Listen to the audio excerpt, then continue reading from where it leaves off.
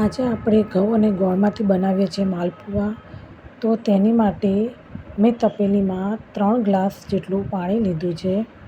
તેમાં 200 ગ્રામ જેટલો ગોળ નાખીશું અને તેને 2 કલાક માટે ઢાંકીને મૂકી દઈશું કે જેથી ગોળ સારી રીતે ઓગળી જાય.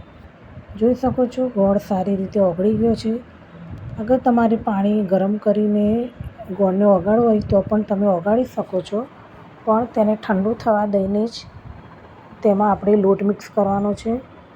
તો પાણીને આપણે સારી રીતે ગાળી લઈશું કે જેથી તેમાં જે કાંઈ કચરું હોય તે નીકળી જાય. હવે ગોળના પાણીમાં આપણે ઘઉંના લોટને ચાળીને લઈશું અને તેને સારી રીતે મિક્સ કરીશું.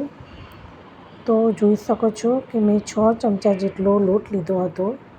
તો આ રીતનું તમારે બેટર રેડી કરવાનું છે.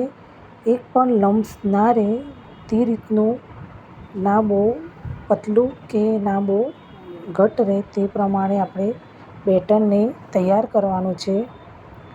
હવે આપણે તવીને ગરમ કરવા મૂકી દઈશું.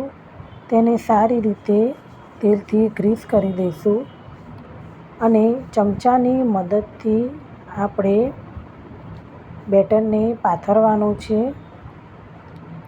બેટરને સારી રીતે પાથરી દઈશું અને ધીમા તાપે આપણે તેને થવા દઈશું.